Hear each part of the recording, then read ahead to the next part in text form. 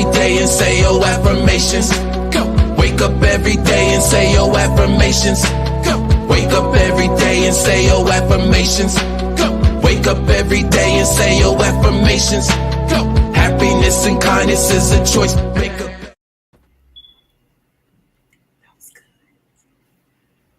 That was Right. good. It needs to be polished up. You know what? That was good. It needs to be polished up. Just the way that it flowed, because the broadcast was like shaky. So yeah. Really? It was. I think I need to just start the broadcast next time. We need to start the broadcast first and then start hitting. Okay. I'm just trying to make sure. Yeah. Okay. Give the folks some time to enter. To jump in. Let me make sure I'm everywhere. Yep.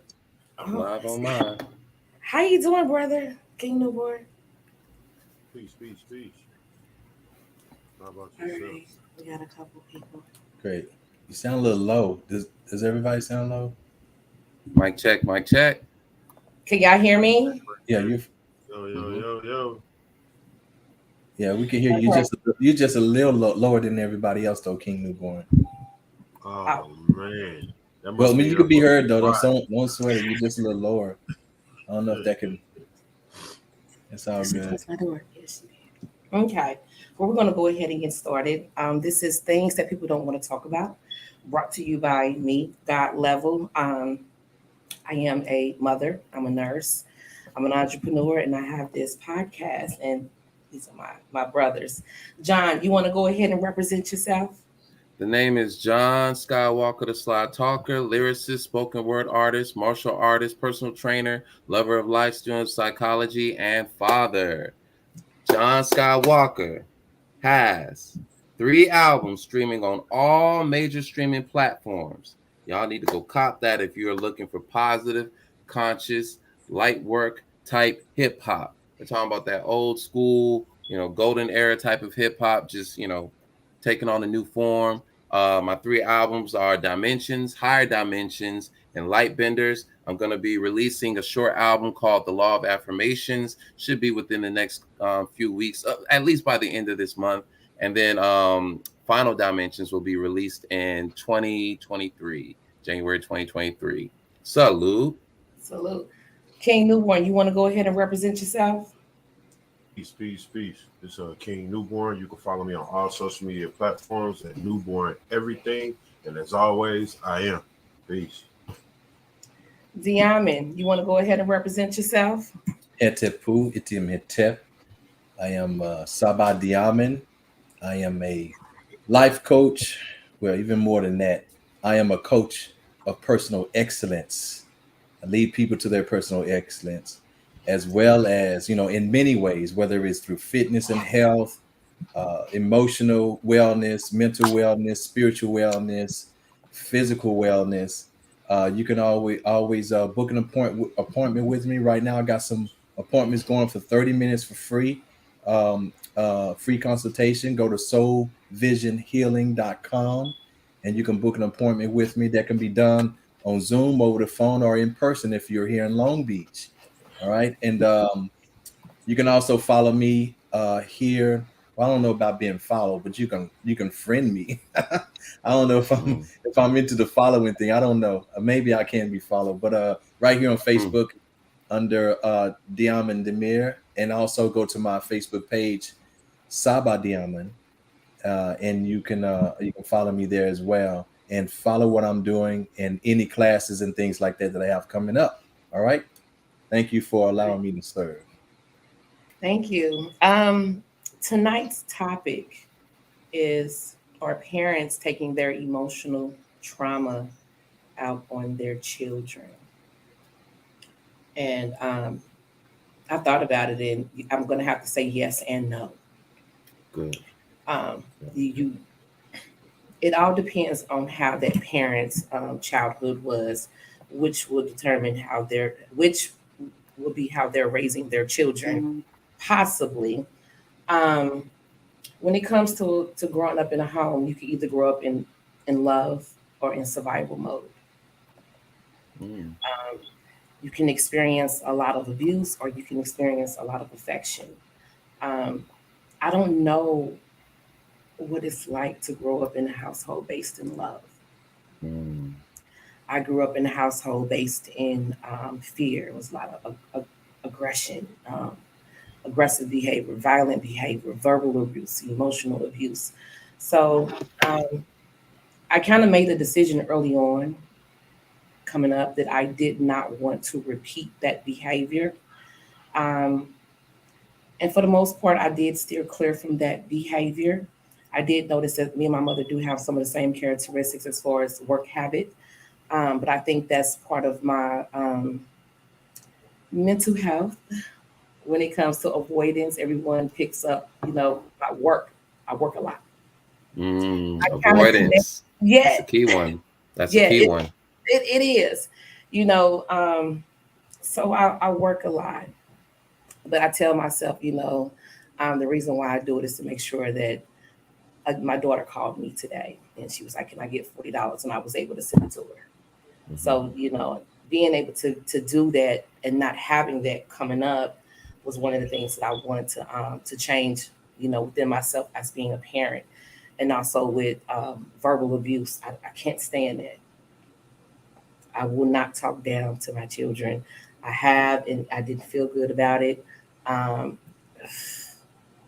and it was all because of how I was raised. We tend to think that we're doing the right thing by being like our parents. Mhm.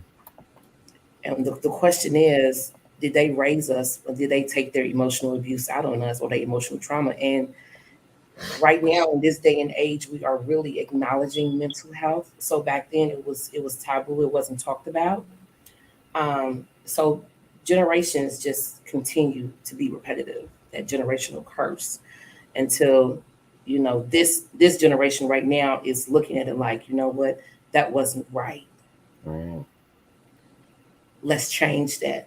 Let's move in a different direction on how we was raised. So we do have the power now, with all the knowledge that's out there, to change the way we move forward with our family and including with ourselves. That's my spiel. Mm. Anybody want to add to that so we can keep the conversation going? I've heard that the technical term for this discussion, one of the key words that's kind of encapsulating this whole subject matter is trauma cycle. I came across that term a few years ago, and it's when someone experiences trauma and then recreates a similar experience for their children. It's kind of like a rehearsal, right? We might also call it intergenerational trauma. So that's kind of like the essence of what we're talking about here. Absolutely. And childhood emotional neglect or abuse can increase the chances that that the cycle will repeat down in the end, right? One of the reasons why this is very important is, as you mentioned, God level, trauma can inform everything about the way that we exist and how we interact with our reality, including the ways that we parent and model behaviors and habits for our offspring, right? And it's common for unresolved trauma to be passed down to children.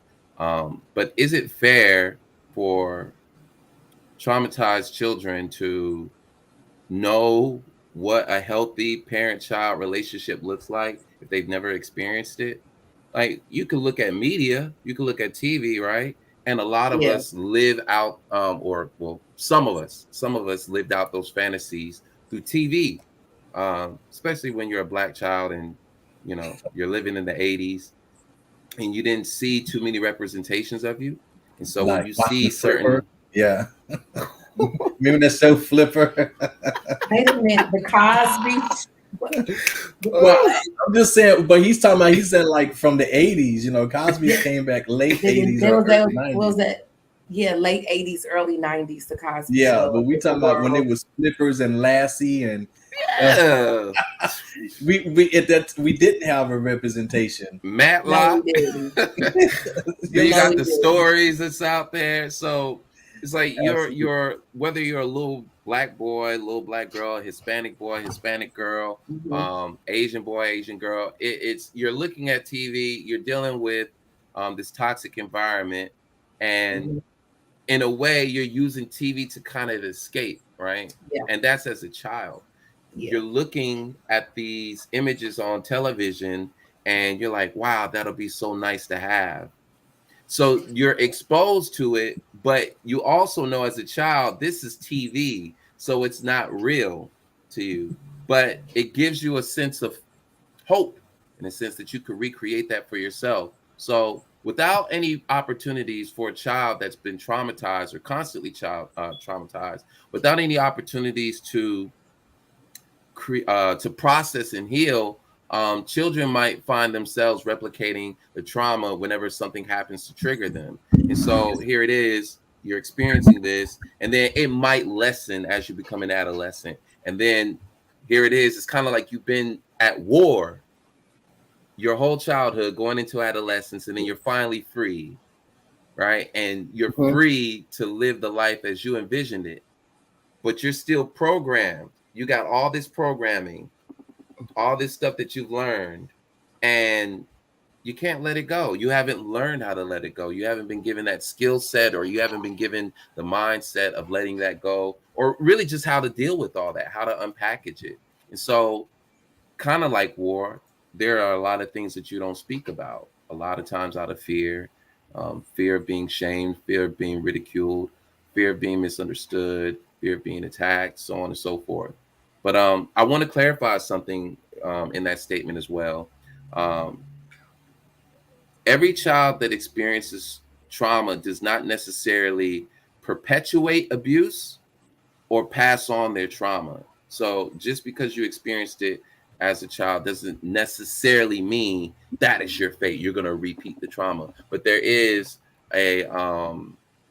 there is an inclination there, right? But we It's can't. a very strong inclination. It's a very strong. Mm-hmm. Um, and I'll even say to that point right there with the strength of it, right? There's a lot of variables that can intervene on the strength of that and how it presents itself. I'll even admit, just being vulnerable here, the various amounts of trauma that I've experienced over the lifespan, it took a lot of awareness. It took a lot of mindfulness, a lot of despite what I've been through, I knew within myself, okay, something's wrong. No one deserves to feel this. No one deserves to receive this energy right here. But it did deeply affect my parenting. It affected my ability to be vulnerable. And so, me recognizing, in my late 20s, okay, I need to put a halt to this and I need to do something about it. And then just starting that process and just searching for resources, even that is challenging, right? But here it is, you're searching for resources, trying to heal that, trying to deal with that at the same time, parenting, holding this off and parenting at the same time. There's going to be some slip ups. Right? Oh, definitely. But at least you're managing that as a parent. And there are some parents out there that struggle with that dichotomy, right, of trying to be a good parent, and then at the same time trying to heal themselves so that they can become a more effective parent, right? But many people will avoid negative interactions as adults opposed to replicating those interactions. Yeah, I am a living example. Even my ex-fiance is a living example of that. It does require some deep awareness, some self-control, and some unwavering inner attention. Right. A lot of parents feel like parenting should be intuitive, right? And that's kind of a blind assumption, right? There's this belief that you just automatically know what to do. And for some parents, if you're healthy, it becomes more of all right, I'm just going to live in the moment and I'm just going to respond to my child and just meet those needs creatively, right? And so some are that fortunate, but a lot of the times we don't know who we are in our parenting, right? So repeating a parenting template, I guess you could say, regarding of what we learned along the way, that seems to be the approach that most of us take. We say, all right, I don't know what to do in this situation, so let me recall what my parents did. And that becomes easier to replicate or easier to imitate, rather than critically or creatively thinking in the moment how to respond to your child's needs. But yeah, to your point, I'm in a full accord with that. I say. I want her to call me. So Amina, I'm sorry. Go ahead. Amina, she's been dropping a lot of Mhm. I don't know if y'all been seeing it. yeah, Amina, Yo, read the comments real yes. quick. Read the comments real quick. Go ahead. Go ahead. No, I'm talking about you. God love you. Oh, I believe that any person who haven't become observant enough to become aware, then make a conscious decision to not trauma cycle, they will take out their trauma out on their children unintentionally, because hurt people hurt people. Hell, Unintentionally. I'm gonna speak to that yeah. in a second. Hell, that okay. Even those of us who are aware and are committing to avoid trauma cycling, we end up doing so because traumas are passed on a cellular Genetic level. trauma. Okay. Okay. Woo. I, I was sitting over Say here the getting last really part again. excited. Hold on. God love. Say the last part again. Oh, okay. Even those of us who are aware and are committing to avoid trauma cycling, we end up doing so because some traumas are passed on a cellular level. Oh my Yeah. God. That's, and what was the next one? But there's a difference in parenting actually taking it out on their children versus just passing it down. Hmm. I was not raised by two healthy people at all. My mother was in love with a man who had a habit. When you have them two in the same household, it was up and down. It was very volatile. It was love, hate, love, hate, love, hate, love, hate, love, hate, love, hate, love, hate. That was pretty much it. Kind of sounds like the norm though. What's going on? I mean, that's what I saw also growing up, Yeah. not just in my own household, Hmm. uh but many times even outside. But one thing that I realized when I come to realize is that traumatized parents were once traumatized children. So Yes. this is why I say that it is a strong possibility that that will be passed on, and also the children will experience it. Also, this is when we see a traumatized parent or somebody who's acting based on their emotions and things like that, and they parent their children that way. That is literally the child that has survived in the adulthood. That's that child that still has survived. That child has not been transcended. Childhood, that stage of life has not been transcended yet.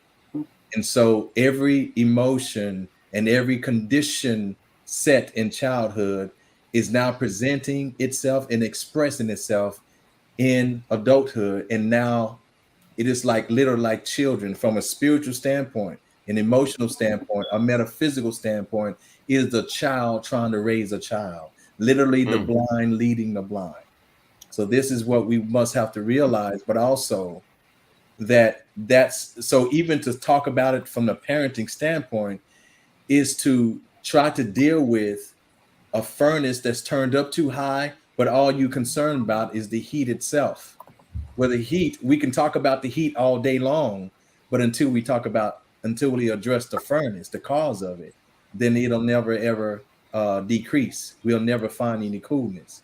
So this is what so we have to get to that point to where we realize the true cause of such a thing, and then we can realize what the cycle looks like, as Master Skywalker so brilliantly pointed out, this trauma cycle, because it truly is a cycle. And as Amina pointed out, It is actually cellular, and we're talking Mm. about the nucleus of of the cells in the DNA. Yes, it does go genetic. So you also, and then this is a whole nother thing. Even through this, you can literally pass down disease to your children. Mm. Okay, so even to your children, remember everything that we do. It is a vibration. It is an expression of sound, and it's that sound that actually creates and manifests everything. So we'll get into that science in just a little bit, but I want to make sure that I leave it open. I want to just kind of set the stage for some things that I want to address during today's show. Uh-oh. When I look back on you, when you say the parent was traumatized, my mother never did sit down and talk to me about, you know, anything that may have happened to her growing up. I wish we would have had that conversation right now. I just know something did. I just don't know what, to put her in a position to treat her children the way that she did. She was very, very, very hard on us. I have a question about that though. Go ahead. And this is also for just the audience to consider, because I think a lot of us would have those similar thoughts, similar Mhm. feelings, right? I wish my mom, my dad would have sat down and talked with me about that, right? Mhm. What do you think would motivate them to not want to talk about it? Mm. Like just you know, a little Shame. empathy exercise, right? Shame. Because Shame. it could be anything, Yeah, right? shame. Shame. Shame. That one. Yep. Especially when you're a parent Yeah. and Mhm. you have this belief that children think that you're supposed to have it together. Right. Ooh, that one right there. That one.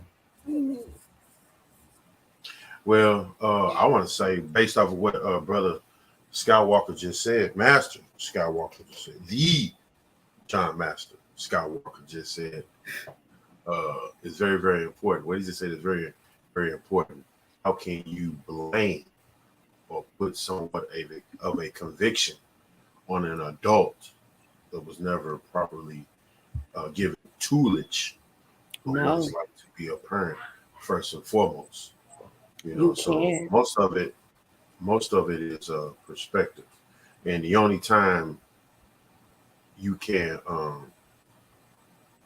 gain somewhat of an understanding is when you arrive to that point where you like, hold on, I am repeating the same communication of what my parents did to me, only because I wasn't taught the same. I wasn't taught how to deal with this. So I am reciprocating, but can I continue to convict? Because if I don't know better, how can I do better? Mm-hmm. Mm-hmm. Just saying, can you? Am I on mute? No, you got it. Go ahead. I hope I'm on. Oh, she mute now. Mm. So was that a question though, brother? Were you Oh yeah. I'm sorry. Yeah, she me always say, "Am I mute?" I thought she was finna chime in and say something, but I guess not. But Now yes, you're sir. on mute. Who? She on mute still? Yeah, she's on mute at the moment.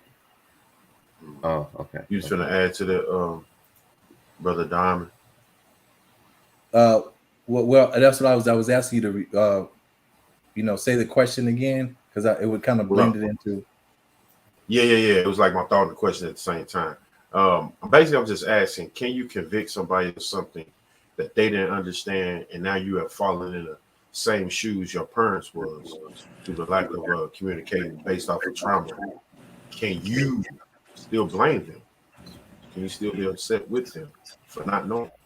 Well, for one thing, blaming and being upset is just carrying on of the trauma. It's another stage of the same trauma. So it's not, and it's not necessarily learning from the thing. What's the name? Jarefe Oshun. I'm sorry if I'm messing your name up. She said something very important. What was it? So empathy for our parents. I'll put it this one. Empathy for our parents and their upbringing and environment is very important. Now, what I love about that, because this is about empathy, because remember, this is still, we're still one consciousness having an experience, okay, a multitude of expressions and experiences. Even your parents is still sharing that same consciousness as you. So you still one consciousness having children and passing your experiences down to the children until you learn how to properly respond to your experiences. All right. So this is what we must understand as well. All right. So when you do that, having this empathy. So as she pointed out, this empathy for our parents and their upbringing. So at some point, somebody takes a look at their parents' upbringing, their environment, and then instills a bit of understanding. Because as you can see, as that experience unfolds from one generation to the next, I can say this for sure: my children did not grow up the same way I did. They had no experience like I had, and I made sure they didn't. So there's, and I'm pretty sure that in some way, and it's not just because of the times I grew up in, but because of my achievements and things like that, I actually moved my kids. They didn't have to experience the projects and the things that I experienced, and they didn't have to experience that. My kids were playing right. I didn't get on the plane until I was 26 years old. My children were flying since they were children, since they were very small children, flying place to place. And I just knew about planes in the sky, never been on one until I was 26 years old. And that was only when a job had hired me and flew me to the city where I had to work for them. Okay, so I still didn't even pay for my first plane ticket at that time. But my children experienced something different. So now my children are going to grow up with a different experience. And not saying that they don't have their own level of experiences that might have caused some conditioning in their lives, but for sure not from me. And this is something else that I made sure that I didn't pass down to them. I made sure that by the time I dealt with my children, that at some point I had to take a step back and look at what I was passing down to my children, what I was doing, even to my son, and make sure, like my daughter. One thing I didn't want to give my daughter is the experiences that I had as a child, and especially little girls around me had as children of, being molested and things like that, protecting my children from those kind of things, and so even with these experiences, we're learning, and then we're teaching ourselves through our children. As that same consciousness, we're teaching ourselves through our children, and then the children takes another piece of what needs to be learned, and they learn that and teach their children. So we're still unfolding even through these generational experiences. We're still unfolding and increasing consciousness as we move forward. So this is why it's important for us to look back, as she said, and have some empathy for the way our parents came up. So that's just an understanding. We see that now, even when we go back in history to look at our collective history, whether it's being from ancient Egypt or over in the so-called Middle East or wherever, Native Americans or whatever. We go back and we look at our history to get an understanding of who we are. You see, that explains to us. We try to reestablish ourselves by that history. And we try to correct whatever mistakes that were made back then. We try to position ourselves so we don't make the same mistakes. So this is the same thing that she's actually pointing out. It's the same thing of empathy. We look back to learn, to learn from our past, to learn from not just our parents, but our ancestors and so forth, because it's that same consciousness, one consciousness having a multitude of experiences. And so once we understand this, and until we do, brother, just to your question, until we do, we won't be able to hold each other accountable. Or I can't say accountable, but I mean blame each other is what I meant. We really can't blame each other for that, although we do. Most of my clients are really blaming their parents for their reality, and that's what I'm saying. You have a reality that you didn't choose. Now here's one that you do choose. Do something different with it. Go ahead. This is God Level. Who do I have on the line right now? Peace and blessings, Queen Selena. Mm-hmm. Amina. Yeah. Hi, honey. How are you? I'm doing well. I want to say thank y'all. I feel like I say it every time I call in because it's very much necessary for us to share gratitude when we have people that bring something into our lives. So thank you all for your contribution in this space. And this topic is so heavy and liberating at the same time. And the reason being is because it is one of those topics that people don't want to talk about. So a lot of times we do, as children, experience our parents taking out their traumas on us. And as John pointed out, Master John Skywalker pointed out, it's because the parents don't have the skill. And as our king brother Bauman was pointed out too, it's because it's the inner child within them having the responsibility of trying to raise and elevate a physical manifestation of them, right? And now what they're battling with is seeing the potential of them reliving the same traumas that played out in their childhood and passing it on, and them never having acquired the skills to be able to do anything different than what was done to them. And like I said, hurt people. So it is a vicious cycle. It takes a lot of observation, awareness, and resilience. Like, you literally just have to be willing to keep trying, even when you fail, even when you're not sure if you're getting through to your children. But it takes a lot of honesty too. And I'm very grateful for Jarafe explaining that as children, we have to have empathy for our parents. And I'm going on to explain that we are part of one consciousness.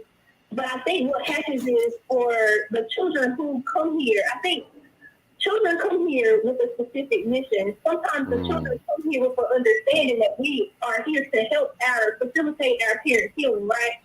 But when you have parents who are committed to walking in authority and they never humble themselves to allow for the child that's been placed in their lives to facilitate the healing, then there comes out this element of resentment towards the child, because the parent is so busy trying to prove that they are the parent and they know things, and I'm here to protect you, but it's like you haven't even protected the inner child within. You haven't even been able to heal the child within, and you're not going to be able to do right by me because you haven't been able to do right by you. That's what God sent me here for, to help you cultivate those skills and things within yourself so that we can get it right for the next generation to be my children. And so it's just really, I don't know, it's a lot. Like I said, it's a heavy topic. I feel like I have experienced that within my family. And watching our parents, family members, a lot of times out of shame and out of them feeling too much of the victim and wanting to perpetrate and or only focus on the highlights of their lives, so they never allow themselves to be vulnerable enough to talk about the things that hurt them and broke them, that still has them in a chokehold. And instead of them talking about it and sharing it so that they may be able to heal themselves, so that all of us can heal. I posted that. I saw a poem and a guy said that heal all of you so all of us can heal. A lot of times they're so busy wanting to have other people think highly of them that they never humble themselves enough to do the work. Because the work has to be done in and you have to get down and dirty with yourself and live in reality. Deal in reality and not the fantasy of who you want to be, but the reality of who you are. And a lot of parents are walking around here not admitting that they are just unhealed children with a lot of age on them. And they have this chip on their shoulder that they have arrived, and so they take it out on their children, and that is what causes the perpetuation of the trauma. Because even when we have very aware children coming into these family spaces, the children are being beaten down into submission and not allowed to operate in the spaces of what they're supposed to be. Like, so these kids are coming here with divine purposes to help break these generational choices and curses so that these things don't continue to live on. But once a child is demeaned and, berated and belittled and made to seem as if they don't know anything just because of their age, then now, you know, that's causing us to stay in the same cycle, just being stuck. So I think it's great what we're doing here, having these conversations. And like John said earlier, being aware enough to make conscious decisions in real time to say like, okay, I'm not going to do it, to be able to respond to the needs of your children. And it takes you being on the journey of already healing your inner child, because if not, then you're going to act out of narcissism, and you're going to always be trying to protect the inner child in you that's still wounded. You haven't healed it. You don't want to talk about the things that broke you because you don't want you're broken, and you can't tend to the needs of your child if you're always trying to defend or protect the inner child in you that you're trying to pretend is already in the door. Mm-hmm. You can't parent the other person that you're really responsible for parenting because you didn't receive the parenting that you were supposed to receive. And as we grow up, we're supposed to reparent ourselves. And my mom took offense to me saying this to her one time before, and I told her I felt like I was a co-parent of myself, and she really got offended. And the reason wasn't me trying to diminish her role, but it was me acknowledging that I have autonomy, right? I have a level of responsibility, and she gives me a foundation, but I also have to elevate and raise myself, because once I reached a certain level, she was no longer really responsible for me. And I think we have to have those conversations and give responsibility back to the children so that they can learn and grow and heal in real time as they're being broken, even if it is about us. You know what I'm saying?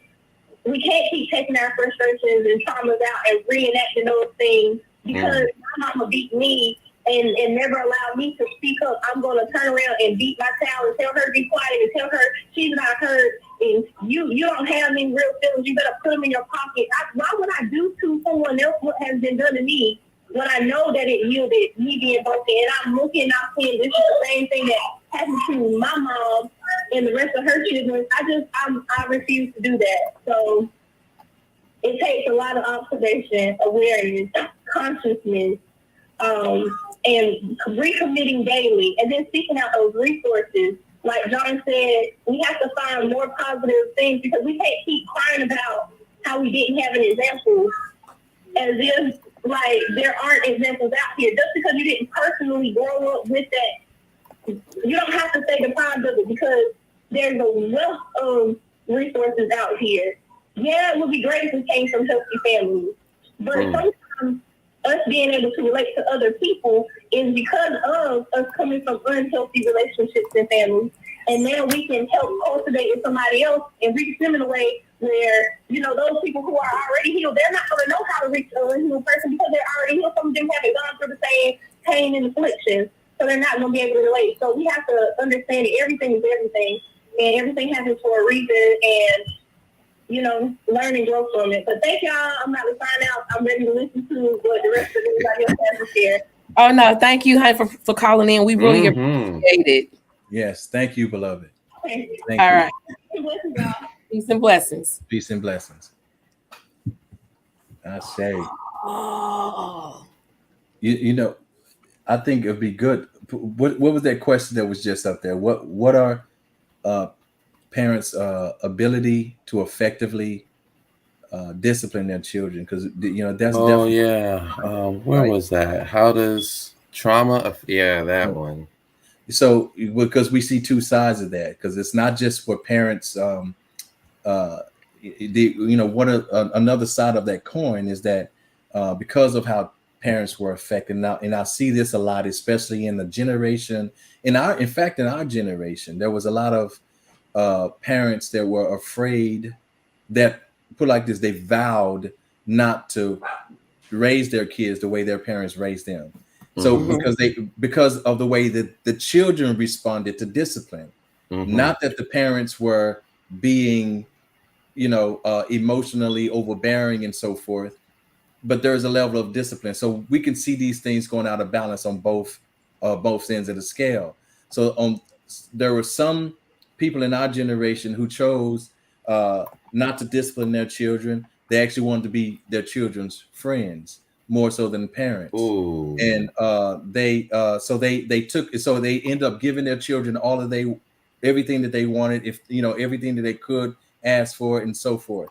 And so what we had then is now they raised a generation of very unhealthy adults because of that. And we talk about physically unhealthy, because now we saw an influx of eating disorders, that stem from that. Because every time the child fell down and scraped their knee, then mama was there to give them a lollipop or some ice cream, something sweet. And now they have emotionally associated sweetness with comfort, you see. And so as they grow up as adults, and every time they feel a little stress or challenge, they want to go to the sweets, and things like that. So then that causes, obesity or any other kind of thing. So now I remember in 2003, when I was a paramedic in Houston, I remember the first time coming off of a physiological and anatomy kind of knowledge. Even in paramedic school, we were taught that the term type 2 diabetes was associated with adult onset diabetes. Well, when I was actually on the ambulance, I got a call for a child who was only 9 years old with type 2 diabetes. You must understand how that really, really blew my mind. Like what is going on? This is supposed to be adult onset. You're not supposed to have this until you're an adult. What's going on? So it was around that time now that we see these children getting these diseases. Does that have something to do with parenting? Of course it does. Of course. So this is why I said before that we pass down diseases to our children by the way we parent. Even if it's not coming from our mitochondrial DNA, but it's coming from our experiential tradition and transfer of the disease to our children. So whether we respond one way or the other, and the point is that there's not a balanced response, not a balanced way of dealing with children when parents are being emotionally traumatized themselves, when they have been, and they have not transcended that trauma themselves. So this is why we're at this point. I'm just going to say this to especially Black families out there, but really everybody, but still especially Black families. There are plenty right now. More of us have gotten into the field of therapy and coaching and things like that. I implore you to go get some help, please. Get some assistance on that. There's no shame in that. There's really, really no shame in that. Please go get some assistance. We are the ones that are less likely to do so, but we're doing it more and more. And I just want to encourage everybody to go do that so we can stop this cycle. So we can actually absolutely stop this cycle, because it's going to continue, and who knows how it's going to end up. What is its final expression? It could lead to our demise, and I'm talking about as a people, period. So anyway, I'm gonna stop there so you guys can respond. I wanted to point something out that you said earlier. We try to prevent certain things that has happened to us from our children. That was one of my main goals, especially when raising daughters, was to prevent them from going through any type of sexual abuse that I have encountered. And I was not successful with my oldest. It didn't happen in the home. It happened at school. I did get permission from her to share her story, but I'm not going to get too deep into that. And we do, we try to prevent, and then sometimes we fail in preventing those things from happening, because sometimes it's not happening inside the home. It's happening outside the home in a place where we thought that they would be safe at. Another thing I wanted to touch on is the do as I say, not as I do from parents. I grew up listening to that a lot from both my mother and my stepfather. Do as I say, not as I do. But children are are going to repeat your behavior and your actions versus what you're telling them to do. Growing up in that type of household, I'm surprised I made it this far. That's right. I've heard that plenty of times too, growing up. Yes.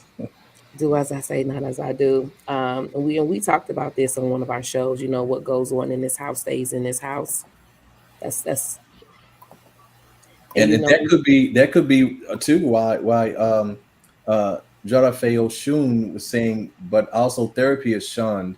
Therapy could be shunned because whatever goes on in this house stays in this house. We don't talk yeah, about it to anybody. yeah, So there and could we, be, yeah, and so we have to open up that dialogue and stop the shaming. oh yeah, You know. stop the Hmm. shaming. Stop covering up for people in your family that you know are not right. It is okay to out them out, get rid of that, because it should not be tolerated and they should not be protected. Um, oh, I kind of lost my. I was getting ready to talk about something. Go ahead. It just flew out of my head just that quick. Another question I have: at what level are these experiences willed by God? Who wants to touch that? You said again. That was Oshun's question. Another So question I have is: at what at, level are these experiences willed by God? at every level, beloved, at every level, Mm. and that's another pill that's hard to swallow.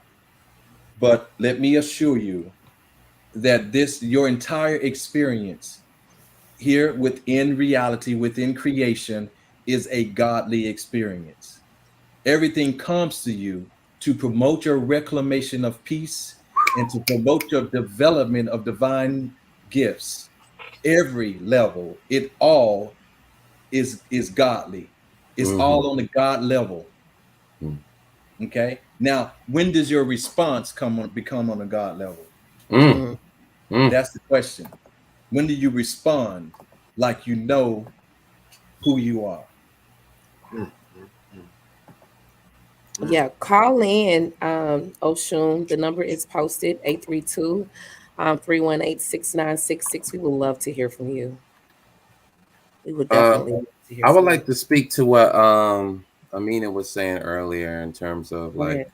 the type of parenting style you develop as a result of emotional psychological trauma.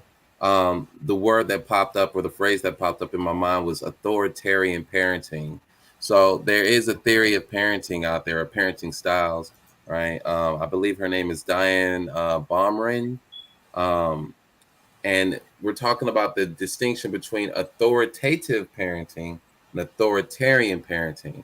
And there's even studies out there that evaluated the differences or the racial differences in parenting styles, right? And so they highlighted that Black people tend to be authoritarians in parenting, and white people tend to be authoritative in their parenting styles.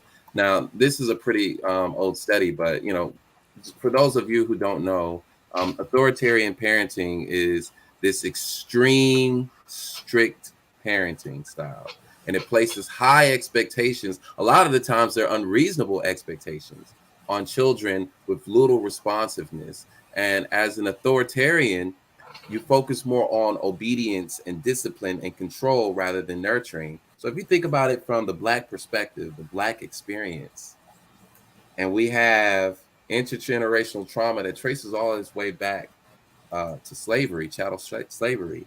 You think about that, what's been impressed upon you or upon your ancestors, right?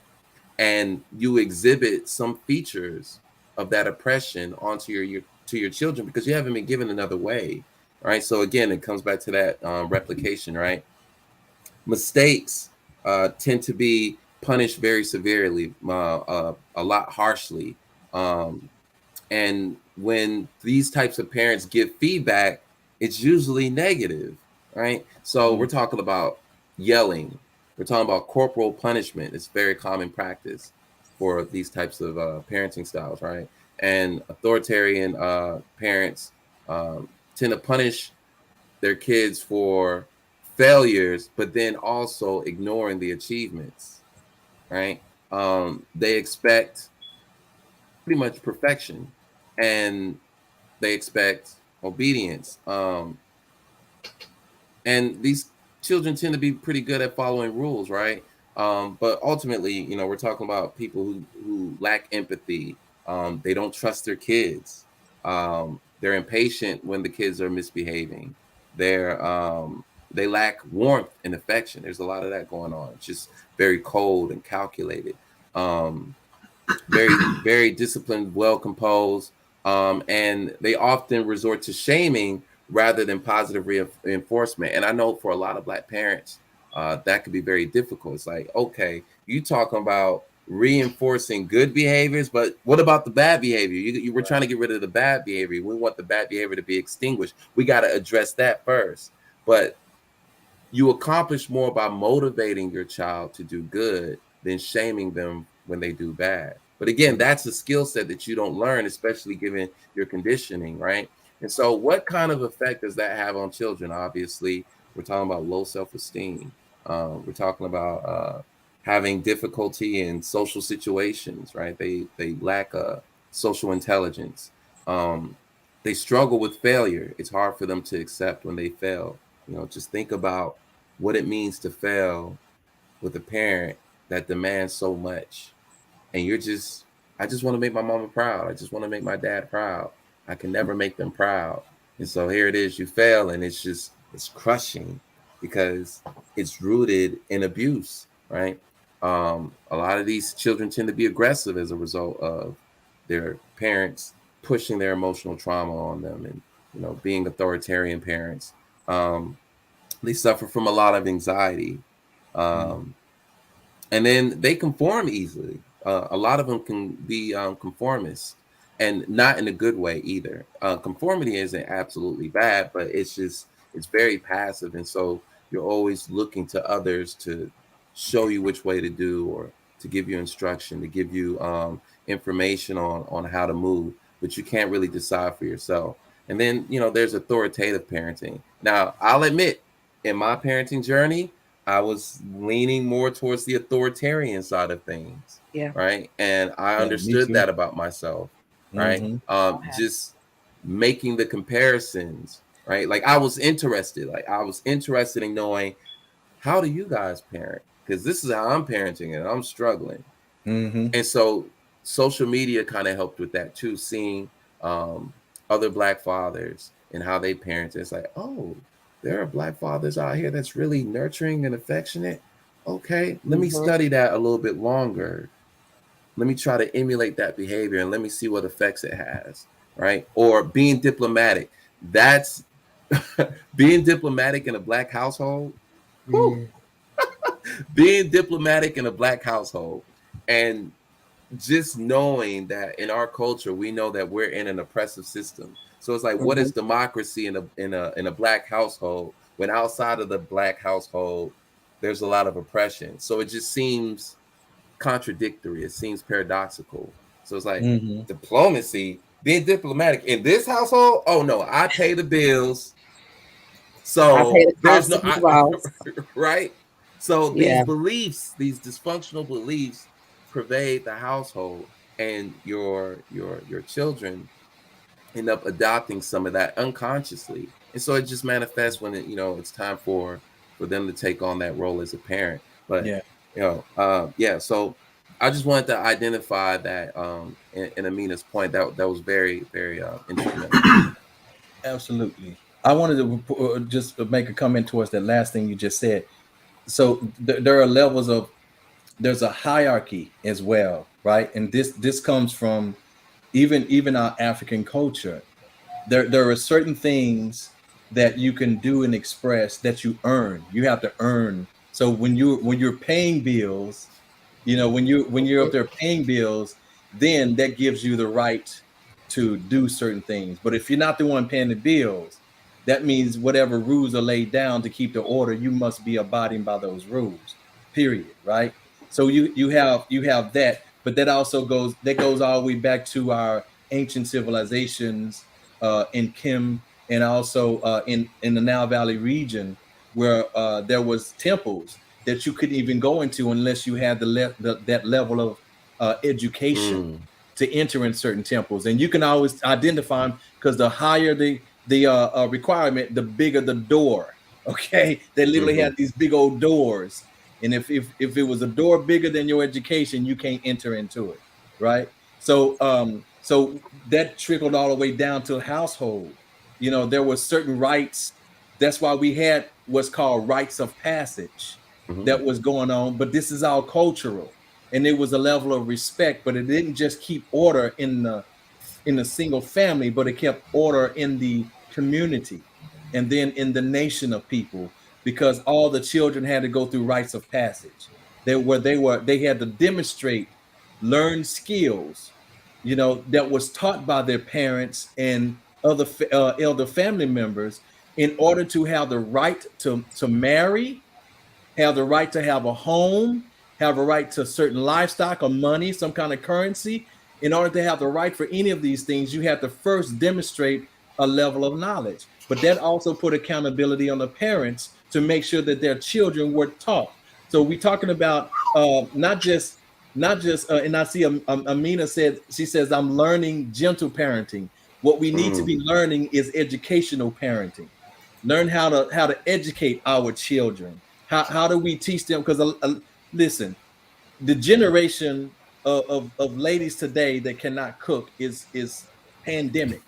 Okay, it's pandemic. You can't cook it. I understand that the men took it on because, you know, I like to cook and things like that. My queen cooks and everything, but there's a lot of ladies in these new generations that cannot cook. They, in fact, they're not tidy and neat, and this could be because that wasn't passed down. I know in my generation, the ladies on holidays or whatever, they would get in the kitchen to teach each other along with the little girls and teach them. They would be the ones responsible for cooking, you know, but they were passing those skills down. So it's about passing skills down and also understanding how when we take account for the environment that we have police brutality against Black men. It's not new. That's not new. We look all the way back in the 60s and the 50s. It was always going on, right? So the thing is that what we should have been doing is teaching our young men, teaching our sons how to interact in society, how to position themselves to where that doesn't become your story, because it wasn't all of our stories. I can't say that since I left Texas, I've had that issue, you know, but most, when I look at a lot of the stories where police brutality is happening against, you know, Black men or whatever, there's always something in their actions that's kind of questionable. Like, and then there's some that's blatantly, that's not, no, they didn't deserve that, you know? So, but the thing is that it's about being upstanding and upright people, period, is what we should be. So those are the skills that we should be passing down. Social skills, good social skills, teaching them how not to, you know, rob and take from others. It should be a set of laws or rules that we should be trying to align our children up with. You know, so when these things are not happening, that's what's missing in the family structure today.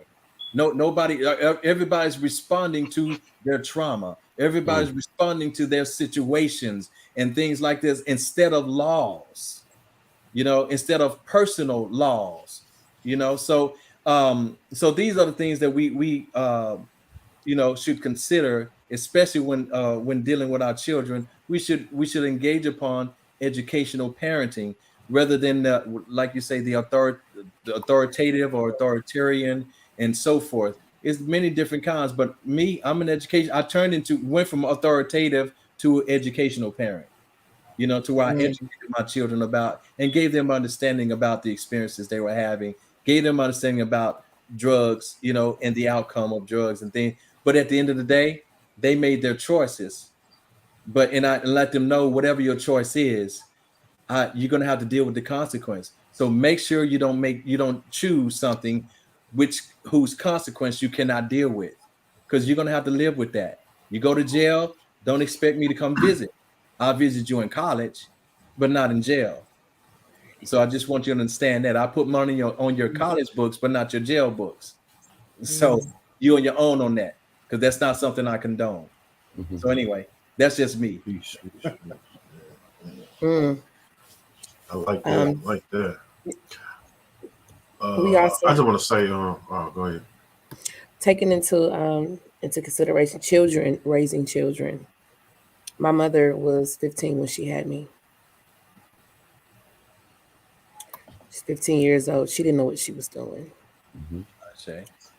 I do not blame her for anything, because when you go back and you look at everything from the beginning up until now, she didn't know. She didn't know. She was young when she had me. I'm going to take it that she had already experienced some sort of trauma herself that she had not addressed because she never did say anything. But you can clearly see that something was going on or something had went on. And then being in an abusive relationship, she took a lot of that abuse out on us. So I don't hold her. I don't blame her. She just didn't know because Mhm. she wasn't taught either. And you can see how it's still passed down. Now, my grandmother, on one hand, was a little bit more aggressive. That was the woman that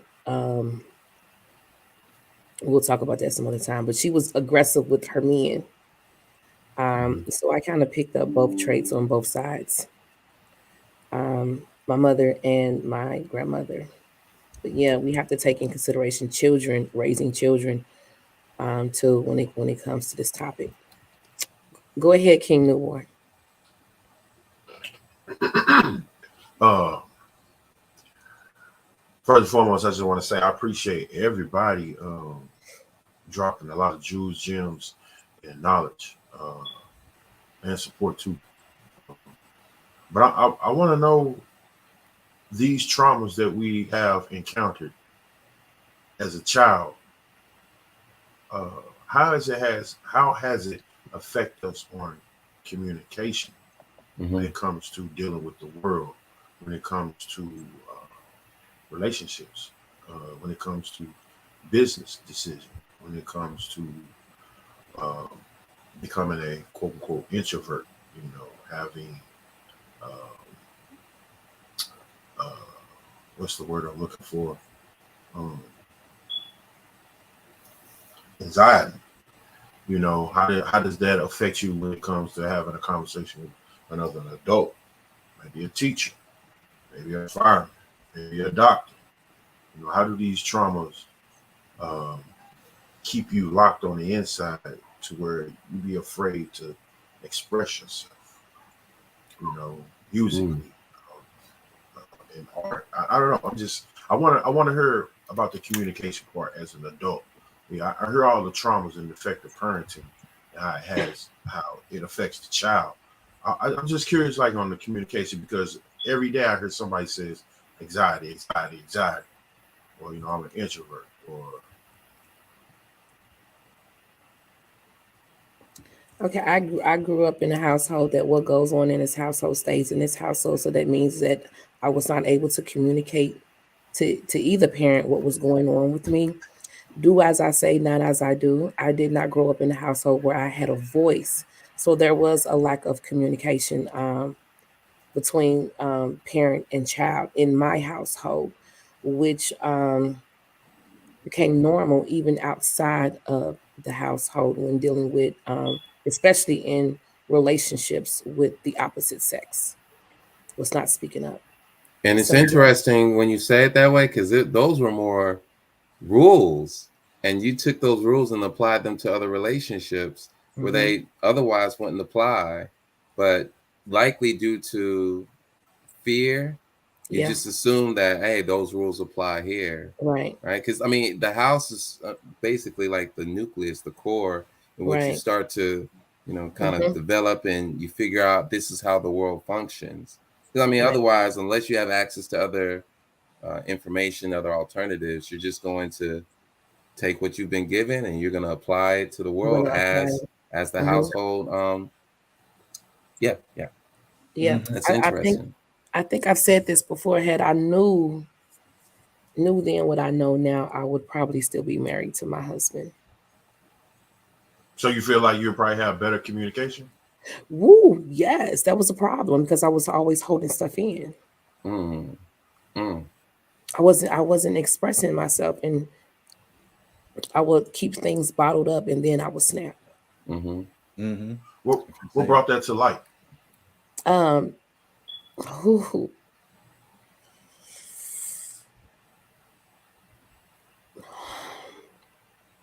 Me being diagnosed with bipolar.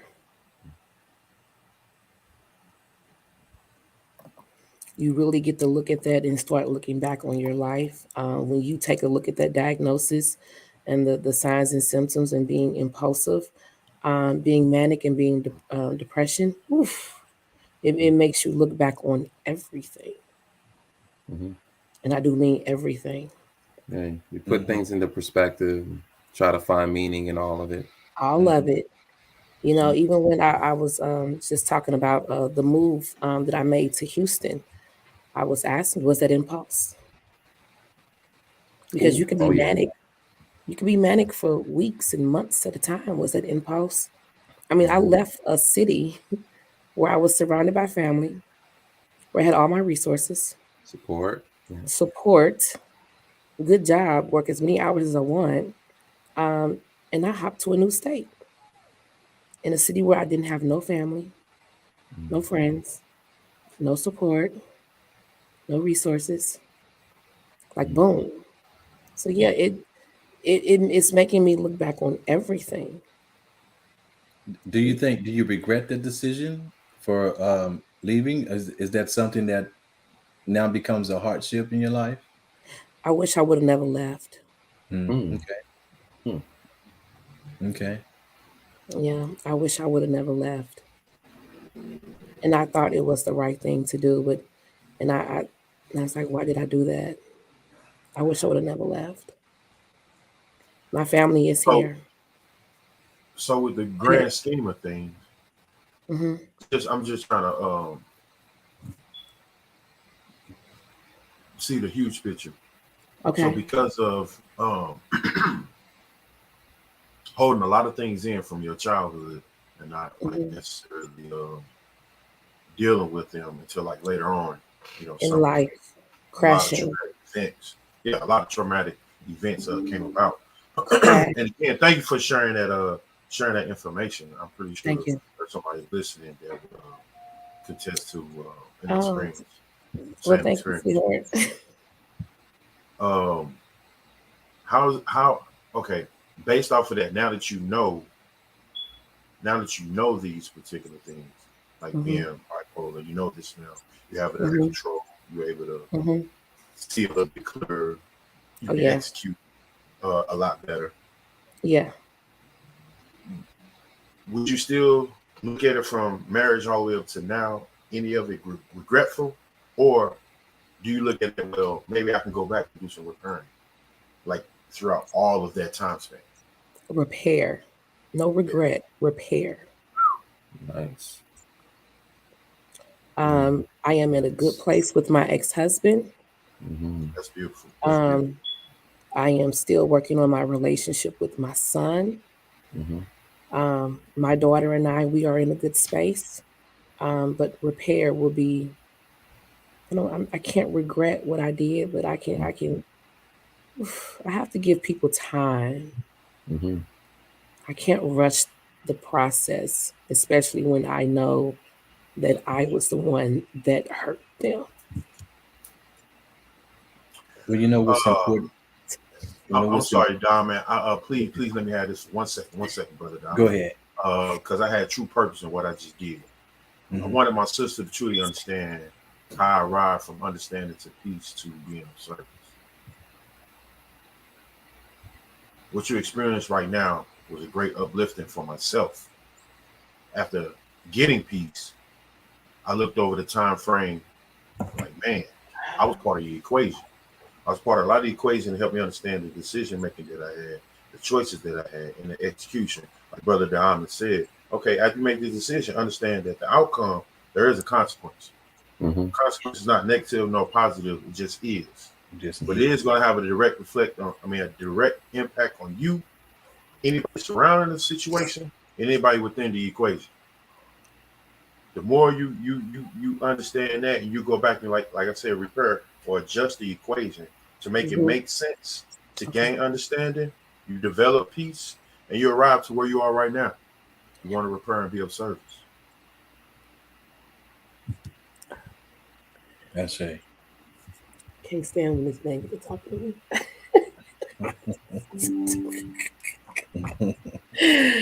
Woo, he sure know how to just really. I love you, brother. Love you too, sis. I love you, Renee. Oh, I love you, Amina. Thank you. All right. I'm Somebody sorry, else. y'all, man.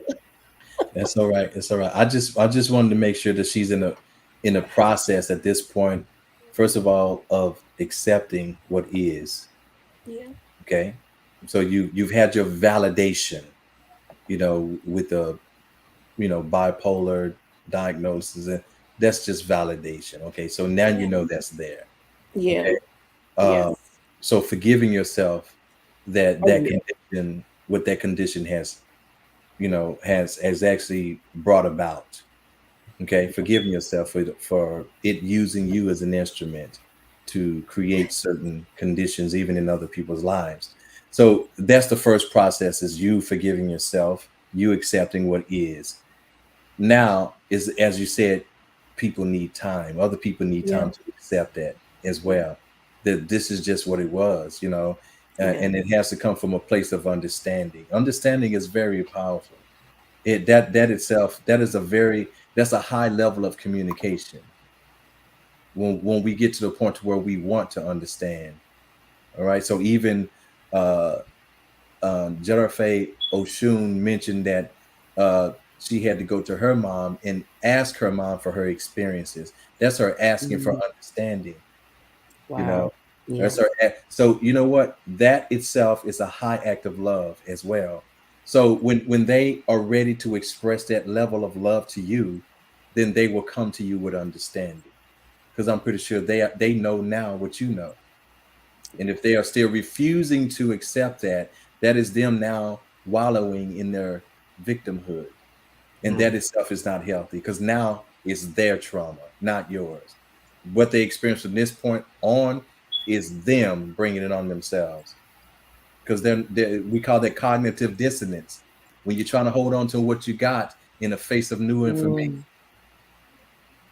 All right. So I'm just saying, I just want you to know that I want you to get that forgiveness in your heart, and then you need to move forward accordingly. Oh, absolutely. So Absolutely. absolutely. So remember, let your heart be light. Every day, lighten your heart. All day, lighten your heart. You don't know when that great getting up morning, as Morgan Freeman on that movie Glory, he said, you don't know when our great getting up morning is. Okay, you don't know when that morning is coming, but make sure you don't come without you having a light heart. Hold on. This is God level. Who am I speaking with? Amina again. Mm-hmm. I was trying my best because I started hitting some different points, and I was like, yes. The question about how being a traumatized child affects your communication in adulthood, Renee, I want to just applaud you for allowing yourself to be vulnerable, for allowing yourself to be real with yourself, and now it has transpired to you being able to share your story with us, and I needed to hear your story, because I'm in a situation right now where I'm married, and I was going through the same thing, a very similar situation where I was trying to figure out, do I need to leave this situation, go to a new city, and try to, persist there? But I'm already having a lack of support here, so it's like, do I just jump up and move my child, distance her from the little bit of support and family that she has here, just because I think that I might be able to make something shake, or I need a fresh new start? When in reality, I'm gonna take me wherever I go, right? Yes. So I'm having to realize, like, no, that's not what you need to do. What you need to do is face what you got going on right here, because what you got going on this level in this space is the direct result of you having done it before. I have a runner spirit. Now, the reason why I have a runner spirit is because of my childhood. The trauma that I experienced in my childhood created that within me. I was a people pleaser. I was a very non-confrontational person. I don't like conflict. I have I have a combative personality, in a sense of, I know that's what was passed down to me from my family, because I watched the women in my family do the same thing. They are very vicious at times, especially towards their men.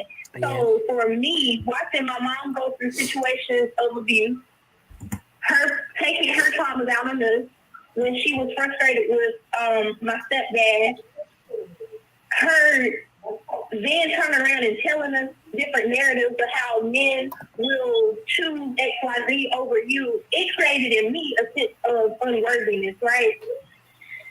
I have struggled with unworthiness and really just become aware of the fact that that's been my biggest issue. So how that played out with me in terms of becoming an adult, I don't know how to speak up and advocate for myself. I'm learning to reclaim that, because I'm learning that idea of me having to be silent so that I don't say anything that's going to get me a beating. I don't have to fear that anymore. My mom is not present in my life in that same capacity.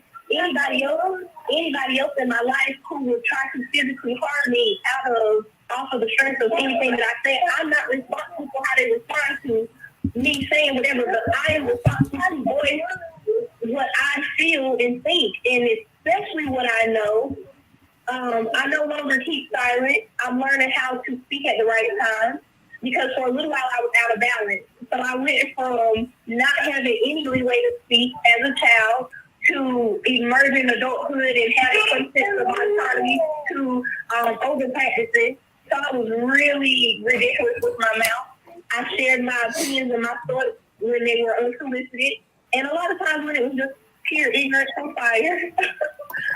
But as you grow older and you grow wiser, you learn tact. So I've been learning how to manage my emotions and think before I speak, to be aware of the consequences of me speaking, but understand that I'm not responsible for how anybody else takes what I'm saying and what they do with it. And if they weaponize my words, I have nothing to do with that. So I'm no longer afraid to use my voice. Now I'm growing into, acceptance that I have the right to advocate for myself. Because if I don't look out for me and prioritize me, who else gonna do it? I'm teaching people how to treat me, and if they keep seeing me putting other people before myself, because that was a coping mechanism in my childhood. Because in my childhood, I had to put my mom first because she was also bipolar. So a lot of times I was trying to soothe her, because soothing her and keeping her placated meant that I was safe. Yeah. Meant that if she felt good and happy, I didn't have to experience her wrath. That's so right. I took that with me into my adulthood. But now I'm learning. I don't put anybody in their feelings. I cannot take anybody out of it. People have the responsibility to regulate their own emotions. I don't control their emotions. I'm not out to try. But what I also learned is I now have a voice, and I also learned that with me using my voice, I also don't have to try to control the narrative, because I went from not having a voice to having a voice to also trying to control the narrative about my life and the people around me, because I thought what people did in the shared spaces, I thought that I contributed to it, because that was something else my mom also made me very responsible for. I'm the oldest sibling, very responsible for the rest of my siblings. So that trauma of being responsible for other people trickled into my adulthood, to the point of me engaging in community activism from a standpoint of me having a savior's complex. Me really being out here motivated to try to change the world, not because I really felt like I could truly add value to it in a positive way, but literally out of fear and out of this duty, like this sense of obligation that I needed to be making a contribution, and it wasn't coming from the right source. It wasn't coming from the right place. There wasn't a pure intention. And so what I started realizing is I started running into like a brick wall with my community activism. I was starting to experience burnout. I started feeling like what I was doing was never good enough, and these Negroes always gonna be the way that they is, and I can't do this. And I realized, I was like, you feeling very, very connected to the outcome instead of focusing on the intention and the input. You don't have nothing to do with the outcome. You just give what you give, bring what you bring. Stop making yourself be connected to how people receive or experience you. And so once I had learned and grew up, and I'm still growing, but now that I'm coming to realize, like, stop making who you are and what you do and your work contingent upon how other people appreciate you or show their appreciation of you. Like, I am now learning my worth, and I'm now being able to walk back into the spaces that I walked away from out of fear. And so you sharing your story and saying, like, within your marriage, that you wish if you would have had better communication skills, that you would have been able to stay. You wouldn't have left. I'm realizing now that we make irrational decisions because it's based on us coping and using those same coping skills that we had from our childhood when we were deprived of rights, when we didn't have the fullness of understanding of the responsibilities that we have even outside of ourselves. So I said this earlier, when it comes to being a parent and now you have an inner child that's unhealed and you're also responsible for now the physical manifestation that has come from you, it's kind of hard doing for that child what you couldn't do for yourself. That's why we have to go back and repair. We have to go ahead and raise ourselves because we're going to do a disservice to these children if we don't do that. And we have to appreciate when they come to us and they're helping to facilitate our healing, we have to allow them because that is the divine's way of making sure that we see that we are all connected and what we do, it affects other people, but other people have a positive impact and effect on you too. And I love that you said there's no regret, but you think in terms of repair. Yes.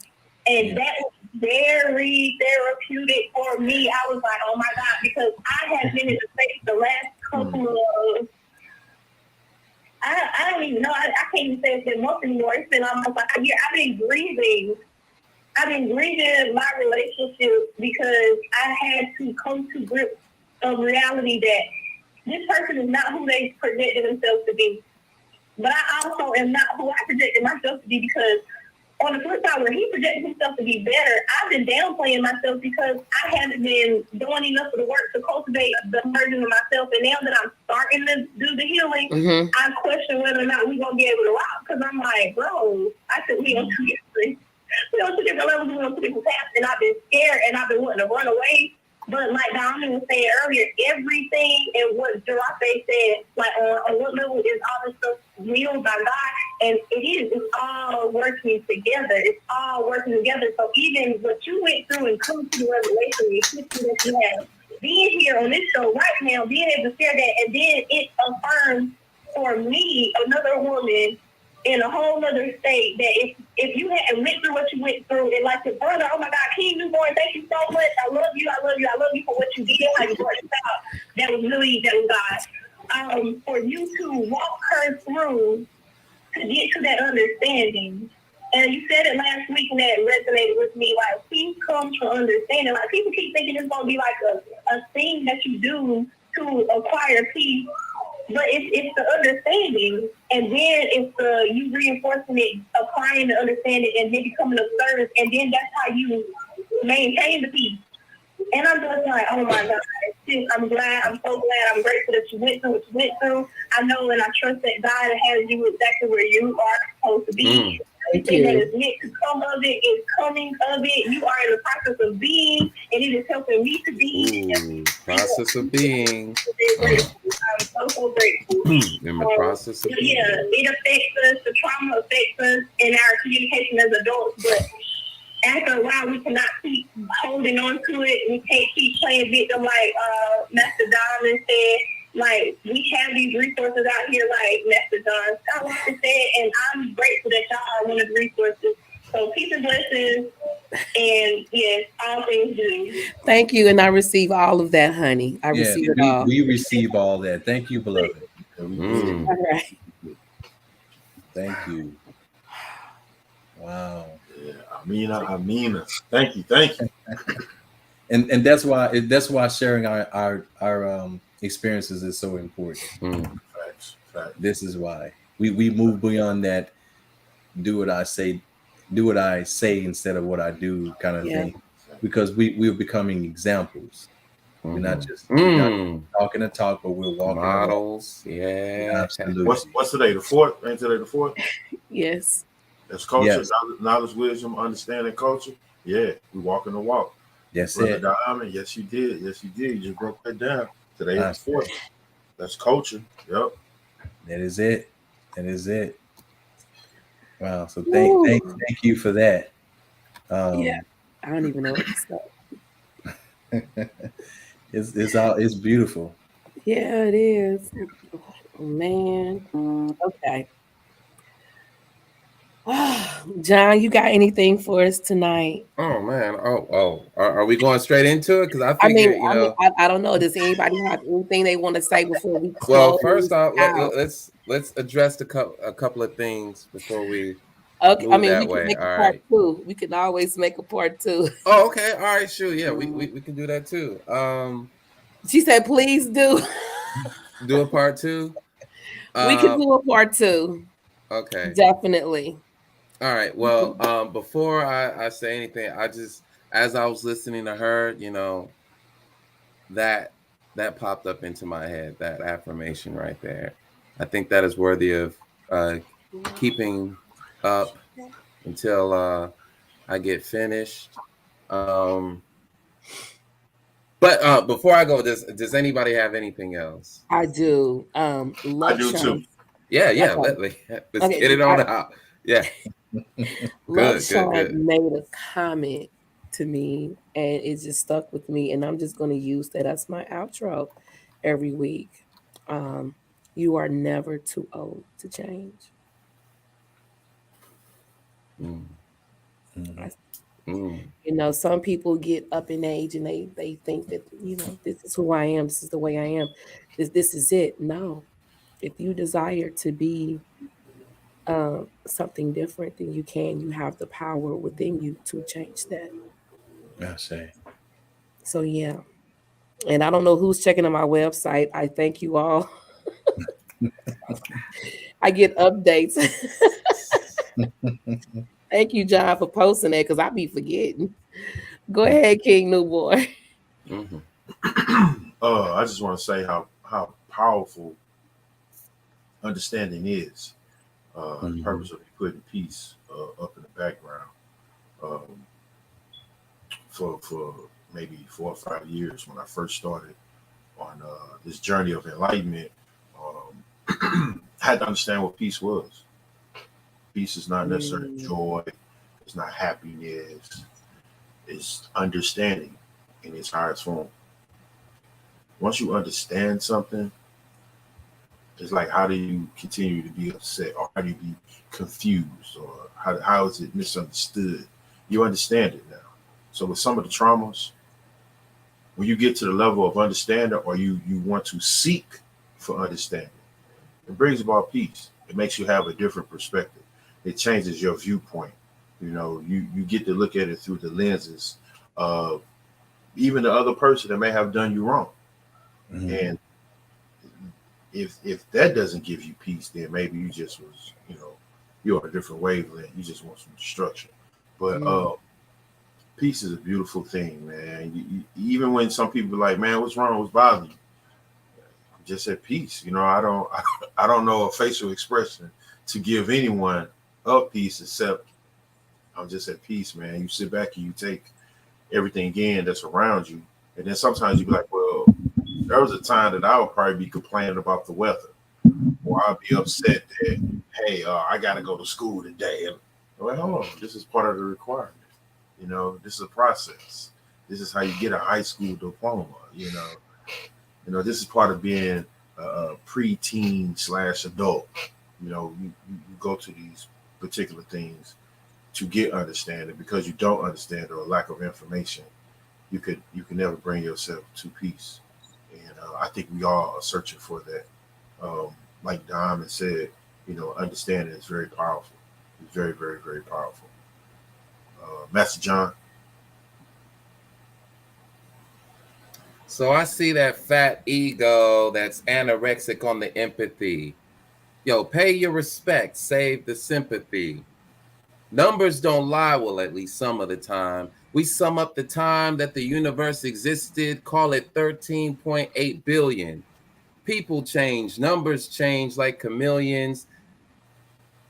Numbers are a language. And language is imperfect, but truth is perfect regardless of how you word it, number it, label it, name it, describe it. Those are representatives like a sedative. They are not the sleep, they just lead you to it. So if you need to sleep, you just need to do it like two singers that sound like one. Harmonize till it sounds like none. And that's Kemetic for where all creation had begun. See, none means nothing, and nothing isn't everything. So nothing is impossible, but everything is probable. Where am I getting at? There's a difference between living the truth and spitting the facts. What's the nature of reality? We get the measurement confused with the life that we're measuring, but what do I know? I know a little something. Sometimes I'm Socrates because I know nothing. I don't know enough, and that's enough for me. Let's talk about you. That's enough of me. When was the last time you updated your storyline? Do you tell the same story every single time? Is that the real you? Is that the real I? Is that the real shit or the real lie like I mispronounced really? We confuse honesty with truth. One is self-evident, the other is what we do. See, anything I pass down is great. When they pass on, all they're passing down is mistakes. Generational curses pass through semen. I see men losing their kids to inner demons. Damn. I fought for mine. They only play fight. Time to act like a real man. They got stage fright. Running from responsibility. It ain't right. Rather be fly instead of taking a stand. They take flight. Lying on your seed. That's hard to conceive. You eat from the tree of life, branched off and found it easy to leave. Like, yeah, I hit it raw, but decided not to bust. Instead, I just walked it off with dreams of getting M's, but you're MIA. At war with yourself while you're in my way. I'm teaching my little me to be better than grown you. Teaching him at 15 this lesson I'm telling you. Truth is really simple, but everything is complicated. You got to step outside of yourself. You got to step outside of yourself. You got to get out of your own way to seek knowledge of self. Salute. Salute. Oh my God. This was God level, things people don't want to talk about. See y'all back here next week for part 2.